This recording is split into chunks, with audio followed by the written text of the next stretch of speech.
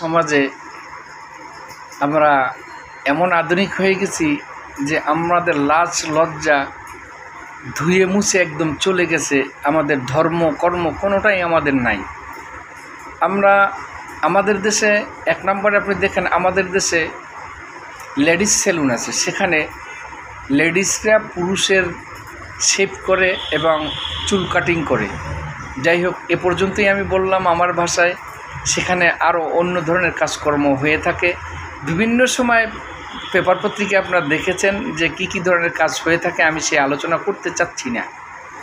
এরপরে আসেন ম্যাসাজ করে।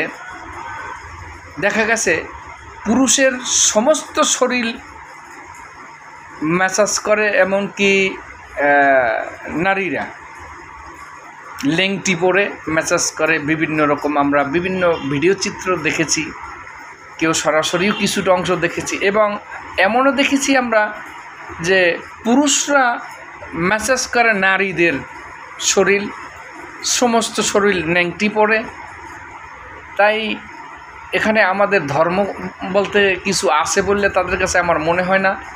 তাদের কাছে কি আদৌ কি আল্লাহ সুবহানাহু ওয়া তাআলার বাণী তাদের কাছে পৌঁছবে কি না, তাদের অন্তরে বিন্দুমাত্রা লজ্জা আছে কি না, সেটা একটা ভাবার বিষয়।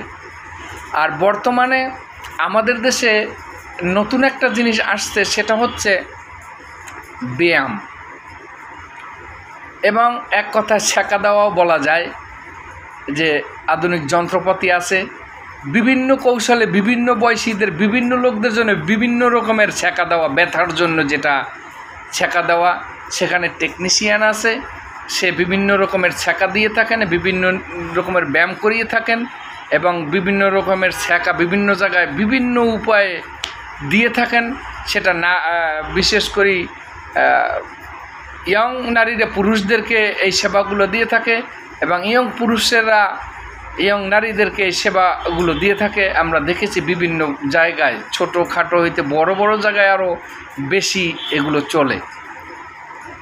তারপর আরও এরকম আছেন যে টাকা পয়সা অর্থ দম্ভ সবই আছে, কিন্তু তাকে কেয়ার করার মতো মানুষ নেই। দেখা গেল কেয়ার সেন্টার আছে, সেখান থেকে একজন পুরুষকে দেখার জন্য একজন ইয়ং লেডি নিয়ে আসছে, তাকে কেয়ার করার জন্য, তাকে ওষুধ খাওয়ানোর জন্য, তাকে জাস্ট তার কেয়ার করার জন্য। তো সেখানে দেখা গেল বিভিন্ন সভা বিভিন্ন রকমের বিভিন্ন কিছু হয়ে থাকে। এটাও আমাদের দেশে চলে এসছে। তার নিজ সন্তানেরা বা তার আপনজনেরা বিভিন্ন কাজে ব্যস্ত, তাকে সময় দেওয়ার মতো তাদের সময় নেই, কিন্তু টাকার অভাব নেই, টাকা দিচ্ছে। তো এগুলো আসলে আমরা আমাদের ধর্ম থেকে দূরে চলে গেছি, কোরআন থেকে দূরে চলে গেছি, আমাদের আল্লাহ থেকে আমরা দূরে সরে গেছি, রাসূল থেকে দূরে চলে গেছি। তার প্রতিফল হচ্ছে এটা। আর এগুলো থেকে যারা দূরে চলে যাচ্ছি আমরা, তাদের সর্বশেষ স্থান হচ্ছে ভয়ঙ্কর জাহান্নাম। আর জাহান্নামের মধ্যস্থানে একদম কঠোর থেকে কঠোর শাস্তির স্থানে আমাদের স্থান হবে, যদি আমরা তওবা করে ফিরে না আসি। তাই আমরা সচেতন থাকবো সব সময়, আল্লাহ সুবহানাহু ওয়া তাআলার হুকুম হাকাম মেনে চলার চেষ্টা করব। আমার কথাগুলো সচেতনমূলক, আপনারা সবাই ক্ষমার দৃষ্টিতে দেখবেন। আমার উদ্দেশ্য কাউকে কষ্ট দেওয়া নয়।